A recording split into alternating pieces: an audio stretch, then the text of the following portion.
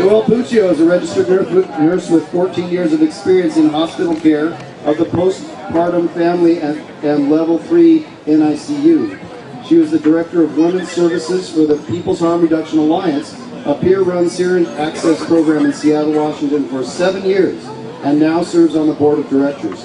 She also is on the board of directors of the National Perinatal Association. Her main interest is the intersection of drug user rights and feminism. She became passionate about advocating for people who use drugs after realizing that everything that she had ever been taught about drugs, from childhood through nursing school, was wrong. So let's hear it for Joelle Puccio. Woo! Thank you. Before I begin, I'd like to acknowledge that this beautiful land that we're standing on right now belongs to the Duwamish people.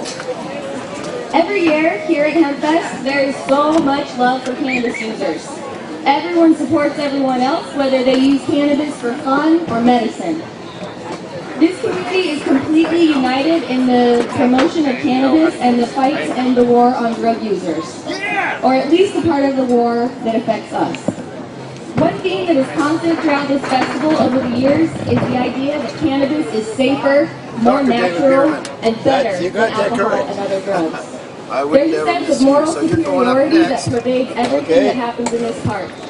I get it. We've been persecuted, stigmatized, mocked, arrested, and killed for what we choose to put into our bodies.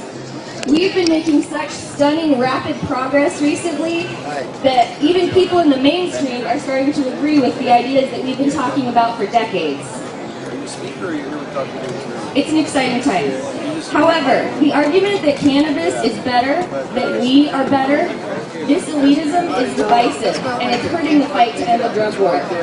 You want to know what else is natural and comes from a plant? Heroin and cocaine.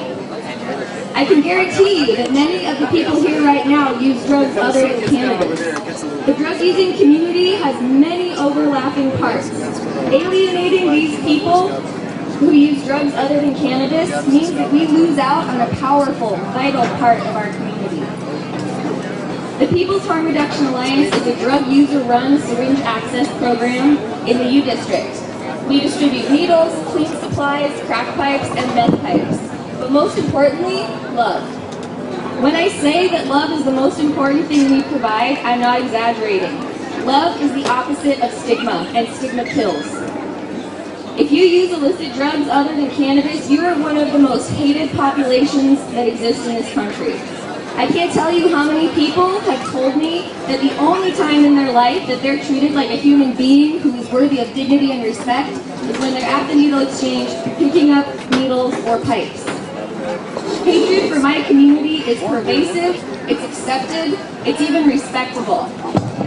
People you know are hiding a part of themselves from you.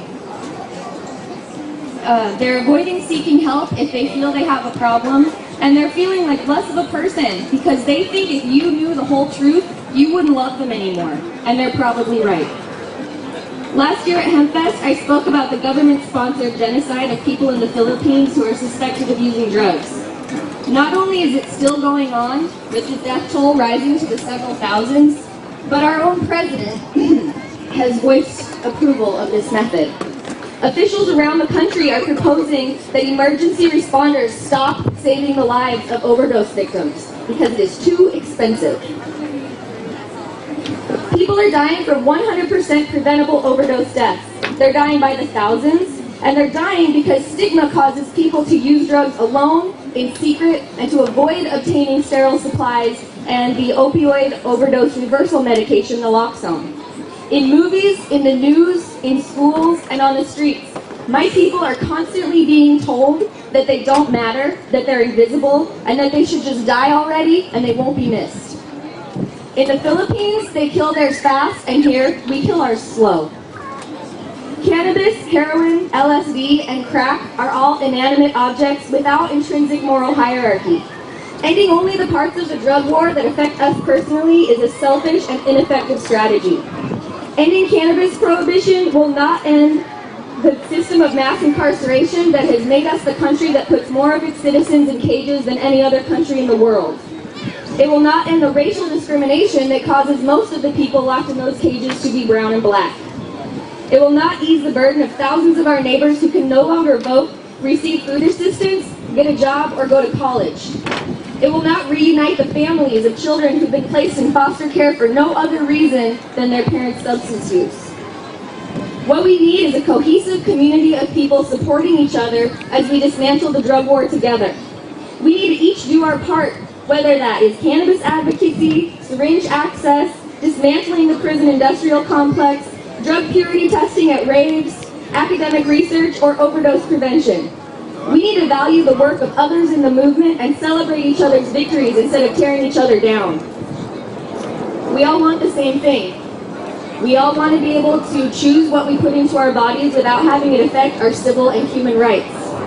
I challenge you to transform HempFest into a community that truly has no human enemies, like we say we do. I challenge you to love. Thank you.